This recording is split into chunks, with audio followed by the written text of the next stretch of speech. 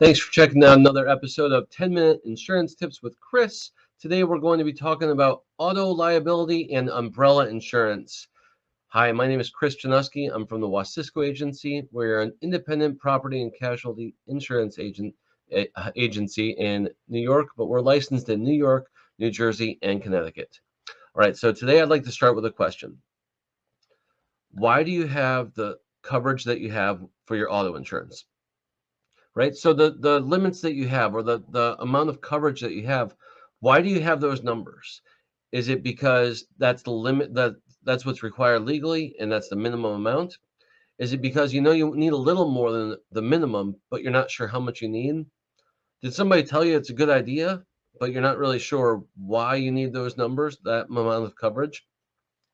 All right, so we're going to address that today. And what is an umbrella insurance? Why would you think about having it? All right, so give a little example here, right? All right, we're going on vacation. It's a road trip with the family, right? You got your significant other next to you. You got two kids in the back seat. You're driving down the road. Well, you've been on the road now for 6 hours, and it's been a long 6 hours. Those kids, you're not sure how many times you've heard, "Are we there yet?" And you've been in and out of traffic. You're just getting frustrated. You want to get to the place where you're arriving tonight, and you're ready to be out of the car. So finally, the kids are going at it one more time, and you turn around, and it felt like just a second. You turn around and see what they're doing, and boom! Car stopped. Airbags are deployed. You're on the side of the road, and you hear a horn going off. You have no idea what's going on. It was a complete accident, but what you didn't see was there was a car up on the side of the road on the shoulder, and they were changing the tire. But they really didn't get off to the side of the road completely. And the car in front of you had to slam on the brakes so that they didn't hit the person on the side of the road. Well, while you were turning around, you went full force into this car in front of you, and it pushed that car into that car on the side of the road to that gentleman that was changing the tire. Now, thank God nobody died, but there's going to be people with some lifelong injuries. And that's the reason why you have auto insurance. Now, the question is, does your policy have enough to pay for that? All right, so that's what we're talking about today. And we're not talking about auto insurance, what's required legally. We're talking about what's going to protect you, God forbid an accident happens. All right, so in New York, that's where we're based. I'm going to talk about what the minimums are and why you want to consider having more than what the minimum is. So bodily injury insurance. This is what state requires that you have $25,000 per person, $50,000 per accident. Now, what's that mean? Bodily injury liability. It means that if you're at fault and somebody else is injured, that's the most that your insurance policy is going to pay. So $25,000 per one person, or for the entire accident, $50,000. That's the state minimum. The state minimum for property damage is $10,000. And property damage means anything that you hit, right? If it's another vehicle, if it's a building, if it's just a guardrail. So $10,000 in today's today's environment, most cars on the road are worth more than $10,000. So having minimum limits, yes, it's legally what's required, but what if you cause damage to somebody else that's higher than what your limit is? That's when your assets, the things you own, come on the line. If they were to sue you, you could lose your home. You could have your wages garnished. So having this policy in place with higher limits helps protect you. All right, so like I said, 25 and 50 is the absolute minimum, and it goes up from there. There's a bunch of numbers I can throw at you. It goes from 50,000 to 100,000 to 100, 300, 250, 500. Point is, there's lots of options and lots of coverages available, and that's the importance of sitting down with an insurance agent to make sure that you have a policy that's going to cover what you own. God forbid something terrible happens. All right.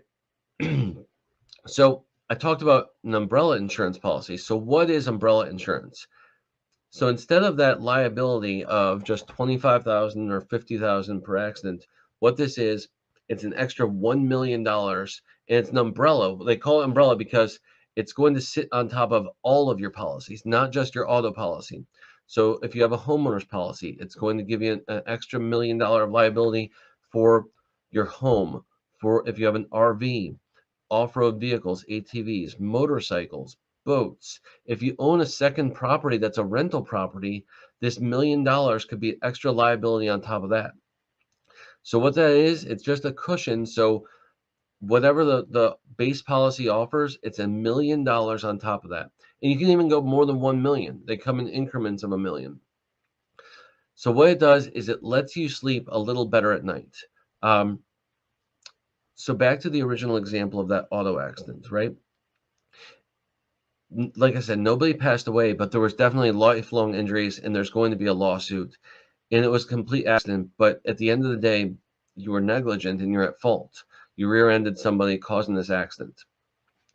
So by having this umbrella policy in place, you're helping protect everything you own. When that lawsuit happens, having this extra coverage there, that liability insurance, it's for those unforeseen. It's not for the small everyday accidents. It's for the large unexpected losses that if it happens, you could lose everything you own. So I'm not trying to scare you, just trying to be realistic about what's on the line. God forbid an accident happens. All right, so we talked about the idea that an umbrella policy can cover, let's say, a secondary home. Let's say it's a rental, it's a two-family home that you have as rental property, and your tenants are amazing, right? Both sides, it's a side by side, and they're amazing. They pay every month. They never give you complaints. They're some of the best tenants ever. And all of a sudden you get a call from emergency services that there's been an explosion at your house, at the house that you own. And you get there, you're driving over, you're like, what could this mean? And you get there and you can't even get to the house. There's police and fire and ambulances everywhere, and you have no idea what's going on. By the time you actually walk up to the house, past all these emergency vehicles, you see all the windows are completely gone. The front door is blown out. It's on the other side of the street. There was a gas explosion, and you hear the neighbors saying how terrified they were to hear this, and then see their neighbors being brought out and put in the ambulances, and there was kids involved. And you're like, there's one child that lives there. Why are there so many kids? Well, the house that didn't have the explosion, the one right next door to it, they were having a party. There was their 6-year-old son's birthday party.